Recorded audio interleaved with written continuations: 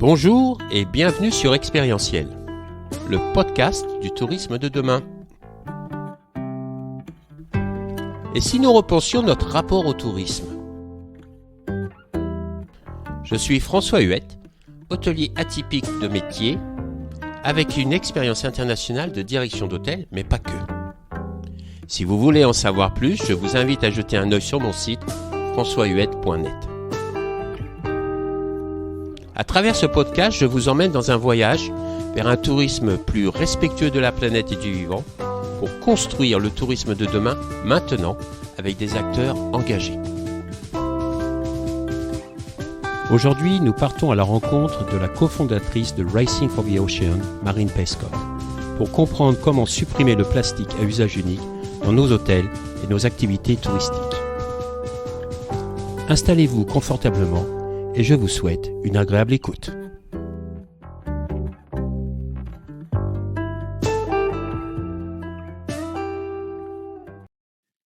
Bonjour Marine, merci d'avoir accepté l'invitation de participer au podcast expérientiel pour le tourisme de demain. Toi, tu travailles pour Racing for the Ocean. Alors, c'est quoi Racing for the Ocean ? Alors, donc bonjour François, merci de m'accueillir pour ce podcast expérientiel. Du coup, Racing for the Ocean, c'est une entreprise que j'ai cofondée avec mon associé Benoît Formé il y a presque 2 ans maintenant. Et Racing for the Ocean, c'est une histoire assez drôle puisque c'est parti d'un projet de traversée de l'Atlantique à la voile en solitaire. En gros, en 2018, je rencontre Benoît qui a ce projet de traverser l'Atlantique au cours d'une course en mini 650. Donc, ce sont des petits bateaux de 6,50 m qui traversent l'Atlantique en solitaire. Et le but, c'est d'aller de La Rochelle jusqu'en Martinique.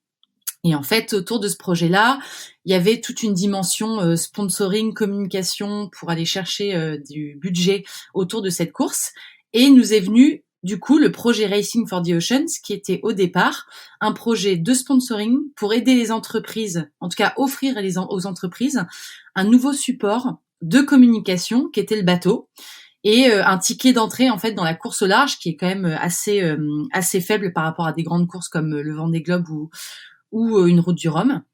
Et en gros, Racing for the Ocean, c'était ça. Le but, c'était de dire aux entreprises qui avaient déjà des démarches environnementales et qui avaient envie d'en parler, d'avoir un support novateur qui était le bateau. Et ce projet Racing for the Ocean, finalement, mon associé était historiquement travaillé dans l'hôtellerie. On a donc rencontré un hôtel du groupe Best Western qui nous a dit j'accepte de financer ce projet-là parce que c'est génial et puis tout l'aspect de la course pour les océans, le plastique dans les océans qui était vraiment notre cœur de communication a touché ce client-là, a touché cet hôtel et effectivement l'hôtellerie est aujourd'hui un secteur qui est quand même très concerné par le plastique, notamment le plastique à usage unique. Et cet hôtel nous a dit très bien, mais je n'ai encore aucune démarche dans mon hôtel qui me permettrait finalement de faire valoir un sponsoring de votre bateau. Du coup, en échange, dans l'échange financier pour vous permettre de réaliser cette course, est-ce que vous accepteriez de transformer mon hôtel et de le rendre sans plastique à usage unique ? On a accepté et c'est comme ça que s'est créée l'entreprise Racing for the Oceans. Wow, impressionnant. Donc aujourd'hui, vous réduisez vous enlevez tout le plastique à usage unique. Tout à fait. Est-ce que vous avez dû aller voir d'autres hôteliers aujourd'hui ? Quels sont les freins actuels pour les hôteliers justement d'arrêter l'utilisation de ces produits ? Alors globalement, je vais parler évidemment pour l'instant hors Covid. On reviendra sur cette crise un petit peu après. Mais des freins aujourd'hui, il y en a 2 majeurs. Et un 3e qui est à gérer selon les différentes équipes et les différents processus de l'hôtel. Mais le premier, évidemment, c'est le coût. De toute façon, ça sera valable pour toutes les entreprises ou tous les secteurs d'activité qui vont se transformer, que ça soit en sans plastique, mais aussi de manière durable vers une transition verte. Ça va être vraiment le coût. Le coût, puisque aujourd'hui, on le sait, il y a une difficulté au niveau du sourcing de nouveaux produits, du sourcing d'alternatives sans plastique. Aujourd'hui, l'offre globale sans plastique, mais à tous les niveaux pour tous les secteurs, elle reste quand même très faible. Et même si aujourd'hui il y a une communication qui est importante en ce sens, c'est-à-dire que pas mal de groupes communiquent largement sur leur transition zéro plastique. Je ne citerai pas certains gros groupes hôteliers qui vraiment valorisent cette transition, mais finalement, ces groupes hôteliers, quand on les interroge et quand on va chercher l'information en leur disant bon bah écoutez, très bien, nous aussi on transforme les entreprises et les hôtels notamment en sans plastique. Nous aussi on a envie d'avoir une offre globale pour l'ensemble des hébergements avec des paliers de coûts différents en fonction des possibilités financières de l'établissement. Comment vous faites ?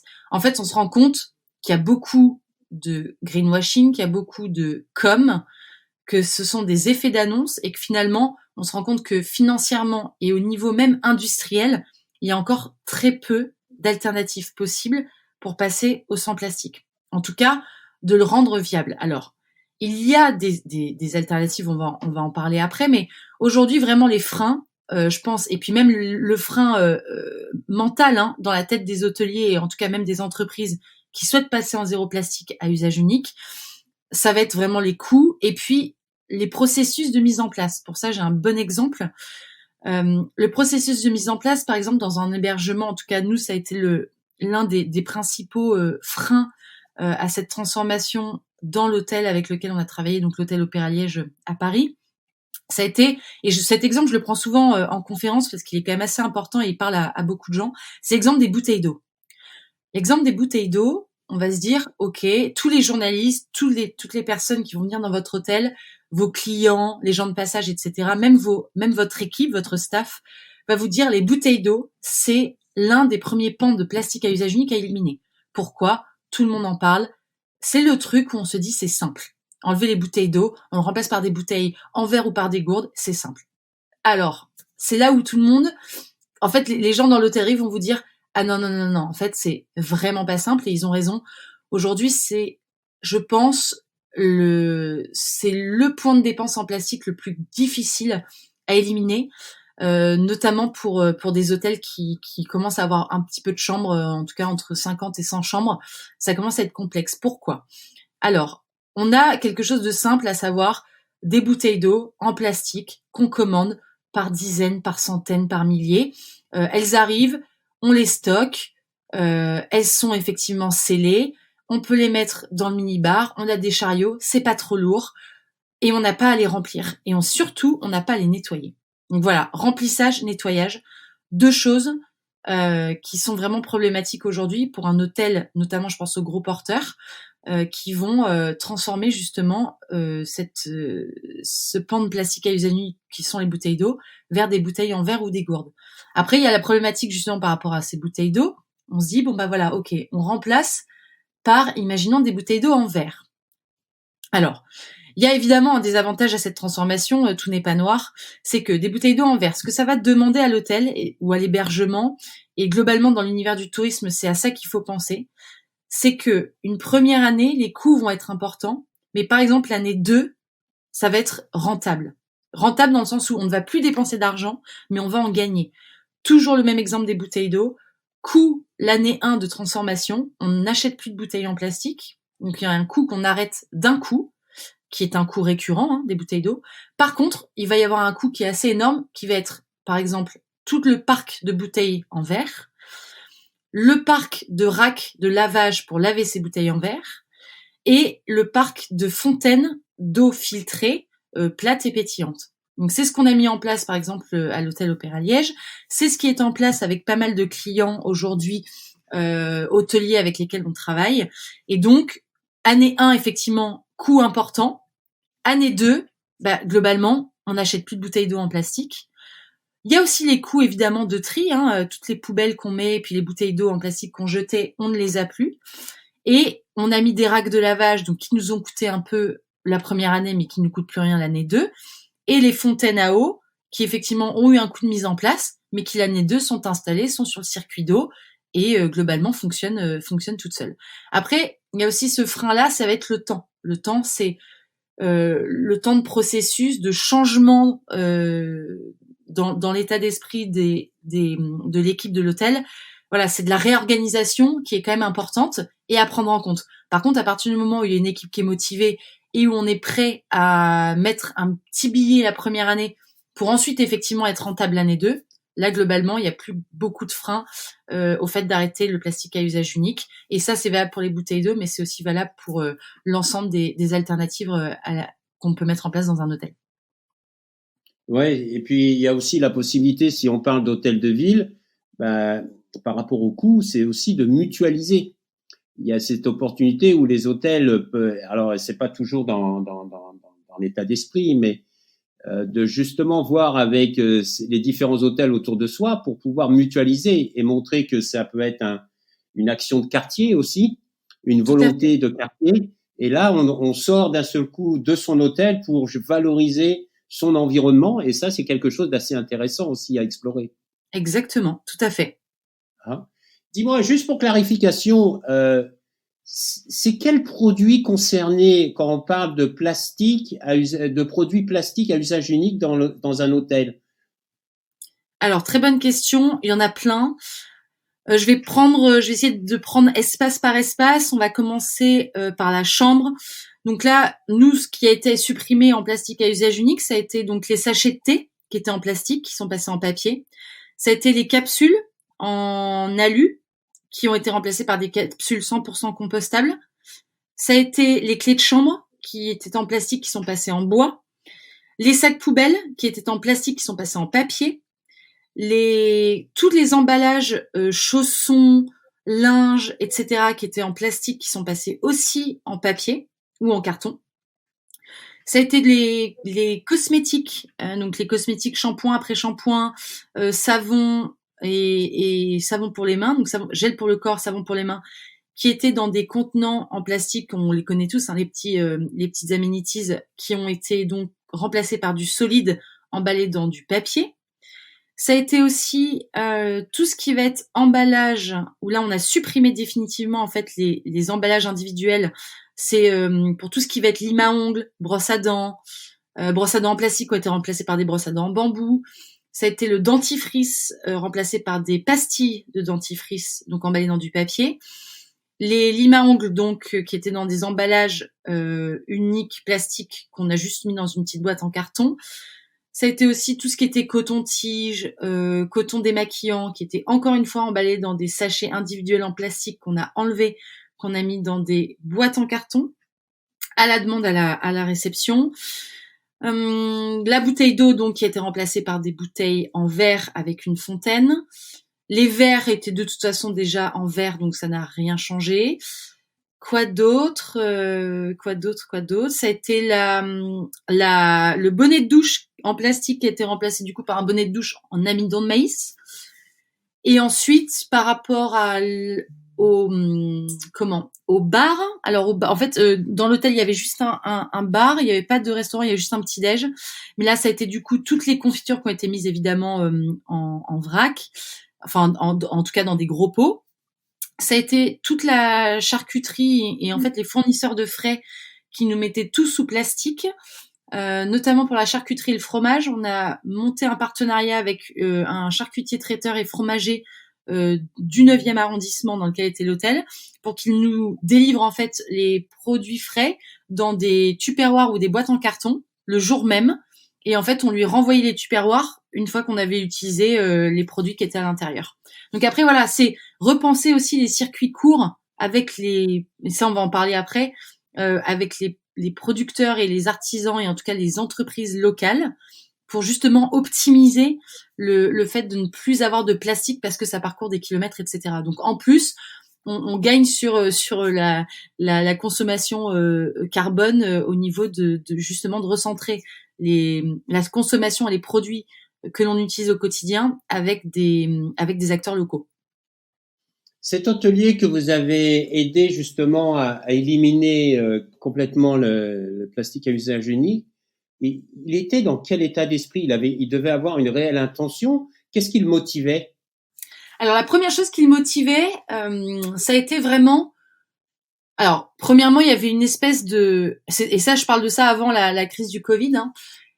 C'est un hôtel donc parisien dans le 9e arrondissement, pas très loin des Galeries Lafayette. Donc il y a un parc hôtelier à Paris qui est énorme. Et en fait le choix de l'hôtel, lui globalement les clients, en tout cas sa population de clients récurrents, c'était plutôt du business. Et il avait en tout cas le directeur de l'hôtel qu'on a rencontré pour mener ce projet à bien nous a dit: aujourd'hui, j'ai envie que mon hôtel se démarque. J'ai besoin d'un projet qui manque un petit peu dans le futur de l'hôtellerie. J'ai envie d'être précurseur. Et en fait, quand on l'a rencontré, il nous a dit: mais votre projet, j'ai pas aujourd'hui la capacité, que ça soit en termes de ressources humaines ou même en termes de connaissances, je n'ai pas la possibilité de le mener à bien. Mais si vous m'accompagnez au travers de ce projet-là, ne serait-ce que, alors il y a eu un apport effectivement, il y a eu une communication qui a été géniale faite autour de ses clients habituels, mais notamment aussi autour de ses clients corporate, entreprises. Lui, il avait aussi besoin, de par sa clientèle, d'avoir une offre entreprise qui soit cohérente. Et quoi de plus cohérent finalement que d'avoir transformé son hôtel sur du zéro plastique. Et là, en fait, il y a eu un nombre d'entreprises et un nombre de business générés suite à cette transformation qui est très aussi qui est inhérente au lieu, évidemment. Le lieu d'un hôtel parisien pas très loin de la gare Saint-Lazare est évidemment se prête à ce type de clientèle. Mais pour lui, du coup, c'était génial d'avoir une nouvelle carte à jouer sur laquelle il se positionnait de manière très franche. Wow. Inspirant. Eh ben aujourd'hui, si ça se trouve, il y a des hôteliers qui nous écoutent et qui ont pris conscience justement à travers cette crise qu'on vit et qui souhaitent passer à l'action, mais qui ne savent pas nécessairement comment faire. Attends, tu peux leur conseiller une première étape ou qu'est-ce qu'ils doivent faire? Alors, tout d'abord, je vais leur dire de nous appeler. Non, je rigole. Enfin, ça fait partie effectivement ils peuvent déjà aller sur notre site racingfortheoceans.com pour voir un petit peu aussi ce qu'on fait. Mais non, globalement aujourd'hui, trêve de plaisanterie. La première étape très importante, et ça va être vraiment que ce soit un hébergement vraiment type gîte, éco-gîte, en tout cas, ou un hébergement même chez l'habitant, jusqu'au gros groupe hôtelier, ça s'applique à tout le monde. Il faut absolument faire un tour de table avec les équipes de cet hôtel pour préparer le changement. Et il va falloir désigner très tôt des acteurs qui vont être des gardiens de cette transition qui va pouvoir se faire en bonne et due forme. Il va falloir absolument que les équipes, et moi j'en parle souvent quand j'en parle à des gros groupes hôteliers, si le top management n'est pas motivé par ce changement, c'est pratiquement impossible. Tout à fait. Ça va potentiellement venir des équipes, du staff, d'une réceptionniste, d'une femme de chambre. Ça peut venir de n'importe quelle personne qui va vouloir avoir envie de transformer son hôtel ou son lieu de travail en un lieu vraiment durable et sans plastique. Mais si jamais au niveau du top management, il n'y a pas cette volonté-là et cette incarnation-là qui doit vraiment venir toucher pas que le côté business, ça doit vraiment venir toucher le côté humain avant tout. Si toute l'équipe n'est pas ensemble dans cette transformation, ça marchera pas. Ça, honnêtement, il faut le savoir. Nous, tous les clients là avec lesquels on travaille actuellement, l'équipe du top management jusqu'à, toutes les équipes de l'hôtel jusqu'au boulanger vont être touchées par cette transformation et vont être motivées pour le faire. Alors, tu parles que l'engagement du top management est essentiel pour la réussite du projet. Par rapport à ton expérience, quel est l'accueil réservé justement par les employés, les collaborateurs, eux, par rapport à un projet comme celui-ci? Est-ce qu'ils l'accueillent en disant bah oui, ça fait complètement sens, ou est-ce qu'il y a de la résistance, ou ça dépend des endroits? Alors justement, ça m'emmène, c'est une très bonne question qui est une parfaite transition pour la deuxième étape de cette transformation. Il faut absolument en tout cas faire un premier rendez-vous avec les équipes pour justement prendre la température. Et en fait, c'est ça la clé, la deuxième clé pour cette transformation, c'est d'inclure à chaque nouveau changement l'ensemble des équipes. Alors évidemment, ça va pas être toute l'équipe d'un coup, mais ça va être d'inclure dans le processus de transformation, en tout cas, un représentant de chaque pôle. J'entends par là la gouvernante, la réception, en tout cas l'électricien, les techniques, les équipes de direction, les équipes de réservation, etc. Un membre de l'équipe doit être au centre de la prise de décision. Pourquoi ? Par exemple, je prends un exemple très concret. On règle avec le top management cette question stratégique de produits en chambre, amenities, et on change globalement le processus de, en tout cas de remise à chaque recouche. En fait, on change tous les produits de la chambre. Ok. Donc, ce qui va vouloir dire des nouveaux produits, une nouvelle organisation, un chariot globalement qui change, une mise en place qui change, des processus qui changent. Si la gouvernante, qui gère évidemment toutes les femmes de chambre, toute l'organisation, tout le nettoyage, tout le ménage, etc., et qui jusqu'à maintenant avait elle aussi des contraintes de réaliser une chambre en 30 minutes. Elle, ces contraintes, si on les connaît pas et qu'on vient lui imposer et que le top management lui dit maintenant, je veux toujours que tu maintiennes tes chambres faites en 30 minutes. Par contre, voilà tout ce que tu dois changer en chambre. Là, ça peut pas passer. Par contre, si on vient pendant les rendez-vous de transition dire voilà quel type de produit, en fait, il faut que toutes les équipes soient vraiment force de proposition et surtout qu'elles fassent un retour sur expérience en permanence sur ces changements. C'est-à-dire que nous, par exemple, il y a eu vraiment une grosse question sur la thématique des produits solides. Ok, est-ce qu'on les met dans l'emballage, pas dans l'emballage? Est-ce qu'on met des présentoirs? Si ce sont des présentoirs, en quel matériau il faut qu'on ait ces présentoirs? Si c'est du verre, ça va casser, c'est impossible, ça ne passe pas dans les normes. Si c'est du béton, béton intéressant parce que là, au niveau du nettoyage, c'est plus simple et c'est absorbant, donc ça ne fera pas de tâches, etc., etc. Donc voilà, il y a toute une transformation qui doit se faire petit à petit et qui doit évidemment comprendre les équipes. En fait, si les équipes sont pas comprises dans la transformation, ça ne marchera pas non plus.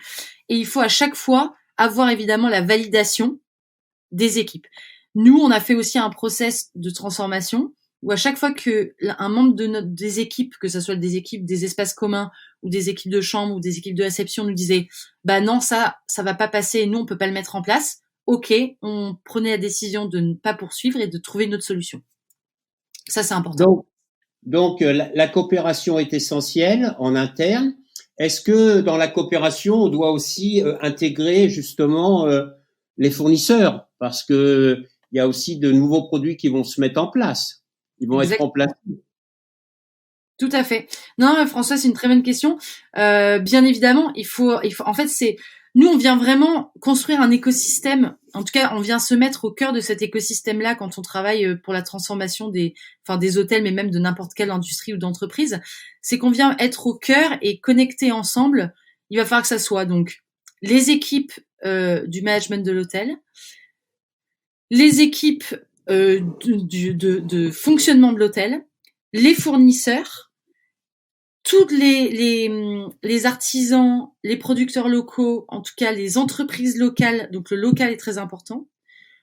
Et évidemment, nous au centre de tout ça, qui venons faire en sorte que ce soit effectivement une collaboration réussie. Mais effectivement, il y a un écosystème à bâtir autour des fournisseurs, de l'hôtel. Et surtout aussi des acteurs locaux qui peuvent évidemment... Et puis aussi, j'oubliais un point très important, les institutions. Parce que les villes, les offices de tourisme, les mairies, les institutions locales peuvent aussi s'ancrer dans cet écosystème, comme on le disait tout à l'heure pour l'eau, mais ça peut être aussi par exemple pour le recyclage des savons, ça peut être pour le tri des déchets, etc., etc. Donc non, c'est un gros écosystème effectivement dont les fournisseurs doivent être intimement liés. Donc de travailler sur le plastique à usage unique dans son hôtel, c'est avoir un impact évidemment sur le plastique, mais aussi sur le déchet, sur son territoire. D'un seul coup, on valorise notre activité, quoi. On est vraiment un acteur important et contributeur à réduire notre impact sur l'environnement dans notre territoire. Tout à fait. C'est le but. C'est super. Et donc, justement, dans le climat actuel, avec cette crise sanitaire qui nous fait prendre conscience de pas mal de choses, c'est sûr qu'il y a un impact important sur l'activité touristique. Est-ce que tu penses qu'aujourd'hui, justement, c'est la bonne opportunité pour agir dans son établissement sur l'élimination du plastique à usage unique, entre autres? Alors, eh bien, en plus, c'est hyper intéressant comme question puisque j'ai une super anecdote à raconter à cet égard-là que j'ai eu en plus que j'ai entendu en fait hier avec un client, futur client, je l'espère, avec qui nous devrions commencer à travailler là. On va croiser les doigts. Le 1er trimestre, on croise les doigts. Alors, globalement, Covid, je vais parler pour deux types de schémas qui sont les clients qu'on rencontre aujourd'hui et qu'on a. Il y a effectivement les clients qui, là, eux, vont quand même être vraiment sur une dynamique financière de coûts et vraiment toute l'énergie va plutôt être à essayer de garder le lieu vivant, en tout cas, et de le ressusciter après cette crise, parce qu'on a quand même un grand nombre de clients aujourd'hui et de prospects avec lesquels on échange beaucoup, qui sont quand même dans cette dynamique d'incertitude au niveau effectivement social, économique, mais notamment financière. Et on a d'autres clients qui sont un peu plus privilégiés et qui là, du coup, ont le temps, finalement, de se positionner sur cette transformation autour justement de la durabilité, du sans plastique, etc., etc. Alors, j'aurais tendance à dire que 2020, qui pour nous tous, je pense, en tout cas pour le monde entier, a été quand même une année un peu morte, surtout au niveau des entreprises. Et donc, ça nous a permis de se recentrer sur des questions qui sont très liées d'ailleurs à la crise que l'on traverse, justement sanitaires, locales, puisqu'on a quand même été privé de partir à l'étranger, donc beaucoup de gens ont voyagé beaucoup plus en France. Ça pose effectivement la question de se dire, est-ce que finalement le futur du voyage, du tourisme n'est pas beaucoup plus ancré dans la localité parce qu'on ne part pas en avion, donc on a quand même une empreinte carbone qui est moins élevée. On visite les coins de notre pays qu'on n'avait pas forcément eu l'occasion de visiter. Et puis, on redynamise surtout l'activité locale, nationale et l'activité du territoire. Donc 2020, année un peu morte. 2021, je pense, est une année qui, finalement, grâce au Covid, a permis à l'hébergement et au tourisme de repenser des manières d'offrir l'expérience de voyage à leurs clients. J'entends derrière ça, j'ai eu un client hier au téléphone qui nous disait, on proposait beaucoup d'amenities à nos clients en chambre. Parce que, alors c'est pas un client français, parce que nous on est vraiment dans cette dynamique de donner sans compter, d'offrir un petit peu, pas à outrance, mais vraiment de générosité qui vient du pays, qui vient de l'accueil, qui vient etc., etc. Le Covid les a restreints et les a forcés à ne plus mettre aucun produit d'accueil en chambre. Quand je dis aucun produit d'accueil, c'est-à-dire que vraiment, il n'y a plus tout ce qui va être les démaquillants, les hydratants pour le corps, tout ce qui va être autour des cosmétiques, mais aussi tout ce qui va être autour de, je sais pas moi, parfum pour les mains, parfum machin, parfum ceci, parfum cela. Bon, ok. Donc il y avait quand même des coffrets d'accueil pour les clients qui étaient énormes et qui là, à cause Covid, ne sont plus disponibles à part sur demande à l'accueil, à la réception. Et donc, moi, je leur posais la question hier et je leur ai dit, ok. Du coup, quand même, beaucoup moins de produits qui doivent changer à chaque fois, dans des emballages plastiques à chaque fois. Et je leur ai dit, par rapport à ça, est-ce que vous avez eu, du coup, une demande quand même assez importante? Est-ce que les clients s'en sont plaints? Eh bien, non. Et en fait, ils se rendent compte, justement, à cause de cette crise du Covid, qui les a forcés, justement, à enlever pas mal de produits à emballage plastique à usage unique de leur chambre. Ils se sont rendus compte, finalement, que les clients les demandaient pas. Ils se sont rendus compte que ils dépensaient beaucoup moins de produits et qu'ils changeaient beaucoup moins de produits, donc il y avait quand même beaucoup moins de déchets. Et ils se sont dit, en fait, finalement, cette crise du Covid nous a permis de nous rendre compte que là, quand ça va repartir, ils vont vraiment délibérément changer la manière dont ils fonctionnaient jusqu'à maintenant. Autre chose par rapport au Covid, aujourd'hui, par exemple, le QR code.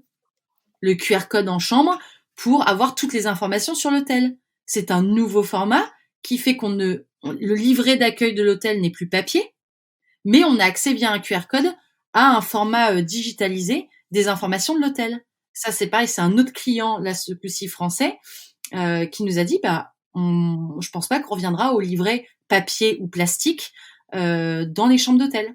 On restera sous format QR code.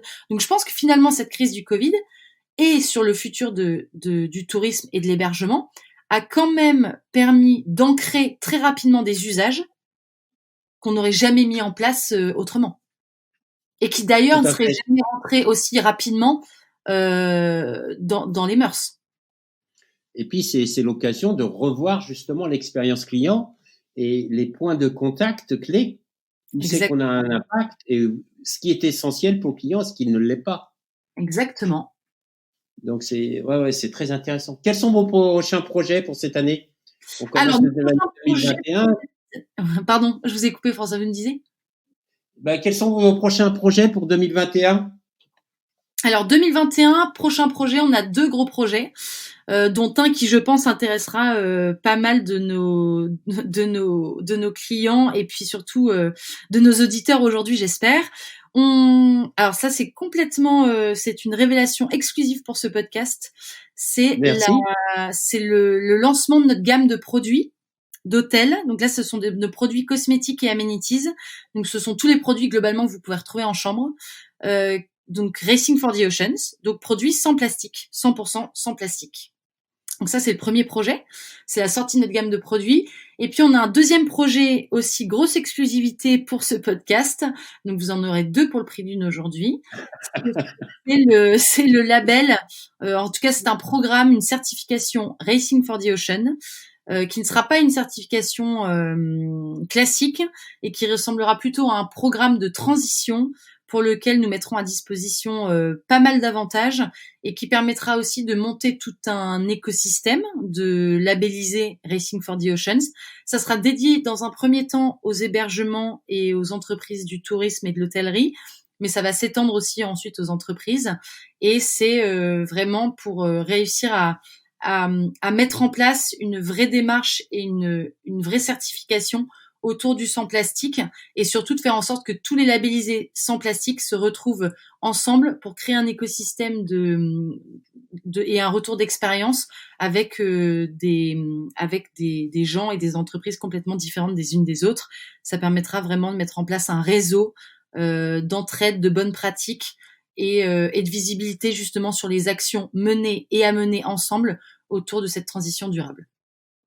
Oui, parce que l'autre jour, j'étais dans une grande surface et je regardais les emballages nourriture. L'utilisation de plastique est énorme. C'est faramineux. Et quand on se rend compte que le plastique, aujourd'hui, on parle d'un continent plastique, mais que c'est juste le haut du iceberg. Et qu'en réalité, le plastique, c'est comment dire, détruit en petites particules et que on retrouve dans le plancton des particules de plastique, ça veut dire que le plastique est dans notre corps aujourd'hui. Tout à fait. Et on ne sait pas encore les effets que ça peut avoir sur notre santé. C'est super important d'agir sur la réduction vraiment du plastique à usage unique. Tout à fait. Non, et puis, c'est urgent. Et puis vraiment, il faut garder aussi en tête que, je veux dire, c'est comme l'histoire du petit colibri dans la forêt qui fait sa part. Je pense que on peut tous faire notre part et après, moi, je pense que plus les secteurs porteurs, comme effectivement les secteurs industriels, les secteurs de la grande distribution, mais même notamment le secteur du tourisme, hein, parce que pas oublier qu'à chaque fois qu'on voyage et qu'on arrive dans un hôtel, il y a quand même des réflexes que l'on prend. Et en fait, à partir du moment où des secteurs qui nous permettent d'avoir une expérience un peu comme chez soi, nous apprennent de nouvelles pratiques et mettent en place de nouvelles pratiques, ce sont aussi des choses que l'on impacte sur des générations, sur des manières de faire, sur des usages. Et finalement, il y a quelque chose aussi qu'il faut pas oublier, c'est que pour les années à venir, en tout cas pour les personnes qui seraient peut-être un peu réticentes à changer, mais c'est vrai qu'on parle de l'agroalimentaire, mais on peut parler de tous les secteurs d'activité. Et vous avez raison de le souligner. De toute façon, à un moment, les lois, elles ont déjà commencé, mais les lois au niveau international vont obliger les entreprises et vont sanctionner, je pense, financièrement les entreprises qui consommeront encore du plastique, parce que de toute façon, on y va, c'est-à-dire qu'on va à un moment se retrouver un petit peu la tête dans le mur, notamment par rapport au plastique à usage unique, parce qu'effectivement, je crois que c'était d'ici 2040, il y aurait plus de plastique que de poissons dans l'océan, donc c'est dramatique. Mais on peut agir, et je pense que plus le mouvement va être global, plus l'impact va être grand, évidemment. Et surtout, pour clôturer un petit peu tout ce qu'on vient de se dire, François, moi je regarde souvent l'étude qui sort par Booking.com, qui est une étude, un rapport international. Et en 2019, enfin ils en sortent un évidemment tous les ans.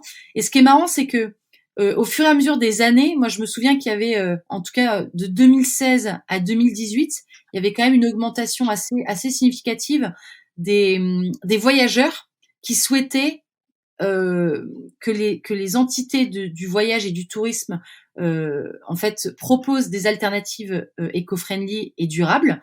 Et en fait, on est passé vraiment en 2016, ils étaient 62%, donc 62% des voyageurs souhaitaient que les entreprises du tourisme leur proposent des alternatives durables.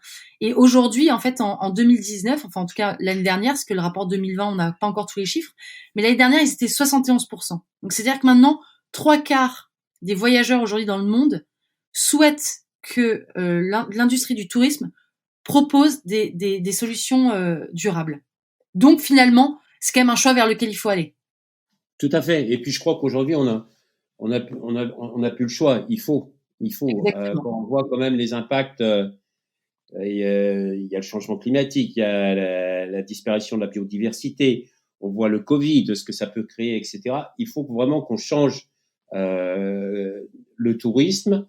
C'est l'idée du podcast, et c'est aussi la chance que j'ai d'avoir des personnes comme toi qui viennent et qui partagent leur expérience et leurs engagements, leurs actions. Et ça, c'est important aussi, c'est parce qu'il faut agir maintenant. Il faut agir. Et d'ailleurs, dans 20 ans, toi, tu l'imagines comment, le tourisme? Alors justement, moi je pense que dans 20 ans, il y aura eu énormément de solutions. Enfin, j'ose espérer que dans 20 ans, les solutions, en tout cas durables, auront été imaginées. Je pense qu'on sera aussi dans vraiment à une autre étape de la transition énergétique et de la transition environnementale. Je pense que dans 20 ans, en tout cas je l'espère, plus aucun hébergement, plus aucune entité touristique ne pourra proposer du plastique à usage unique où que ce soit. J'espère que l'industrie aussi je pense notamment à l'aéronautique. Je pense que l'aéronautique aussi aura fait un pas en ce sens. En tout cas, nous, on y travaille aussi pour que ça soit un des secteurs d'activité avec lesquels avec lesquels on pourrait vraiment, je pense, agir. Donc, moi, dans 20 ans, le tourisme, ça va être un tourisme, je pense, déjà plus local, plus localisé. Ça va être un tourisme qui va beaucoup plus s'ancrer. Je pense que les groupes, globalement, aujourd'hui, d'hôtels, vont se recentrer sur une dynamique vraiment de territoire et plus de groupe international. De toute façon, en tout cas, les crises que l'on traverse aujourd'hui nous le prouvent. Il faut se réancrer dans le local, il faut se réancrer dans son territoire. Et c'est le point avec Racing for the Oceans, avec les hôtels avec lesquels on travaille, c'est vraiment de se réancrer dans un terroir en travaillant avec les gens qui participent à cet écosystème local. Donc pour moi, vraiment dans 20 ans, plus de localité, un terroir, on se sera un petit peu recentré sur des zones beaucoup moins étendues que le monde aujourd'hui. Et les dynamiques qui étaient business, économiques, reviendront sur une dynamique qui seront beaucoup plus humaines, philosophiques, d'échange, et qui auront d'ailleurs un but beaucoup plus altruiste que ça ne l'est aujourd'hui. Merci beaucoup.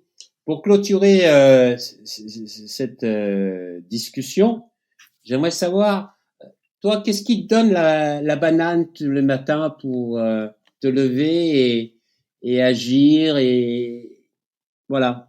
Qu'est-ce qui te donne la banane? Qu'est-ce qui te rend heureux? Moi, globalement, ce qui me rend heureuse, c'est les gens sympas.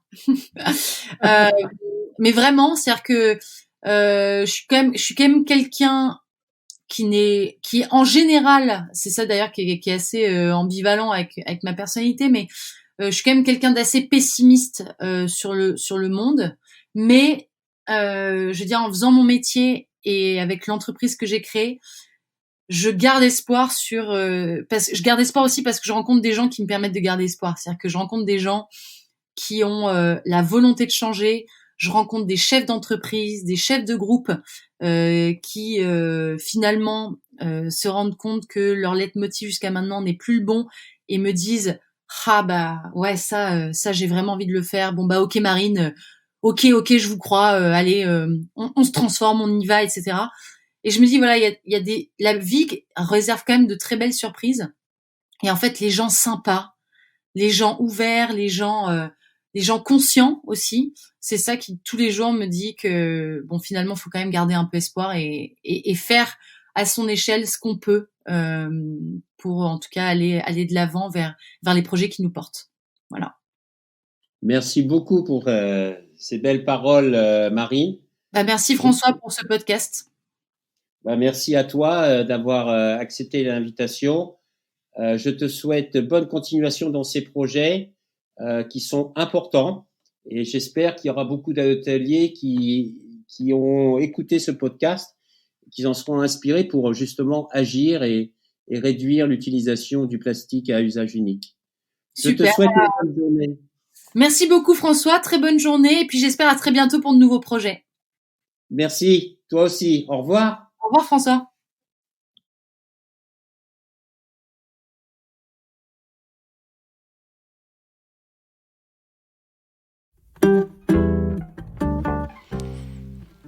Voilà, c'est la fin de notre voyage du jour. J'espère que vous avez vraiment passé un agréable moment en notre compagnie et que nous avons pu semer des graines d'inspiration et d'action. Surtout n'oubliez pas, le tourisme de demain, c'est maintenant qu'on le construit et ensemble. C'est un tourisme qui est guidé par le sens, l'expérience et en lien avec nos territoires pour assurer la pérennité de nos métiers et de nos activités. C'est essentiel. Si vous avez vraiment aimé ce podcast, favorisez sa diffusion en lui donnant 5 belles étoiles sur Apple ou la plateforme podcast préférée que vous utilisez. Et puis, surtout, et ça c'est le plus important, n'hésitez pas à partager dans votre réseau. Essaimer la connaissance, essaimer le partage d'expériences. C'est essentiel pour chacun d'entre nous d'avoir accès à cette information. Et puis, si vous voulez continuer l'aventure avec nous, le voyage avec nous, bien, je vous invite à vous abonner pour suivre tous les épisodes gratuitement et être informé dès qu'ils sont publiés. Voilà. Je vous remercie et à très bientôt. Au revoir.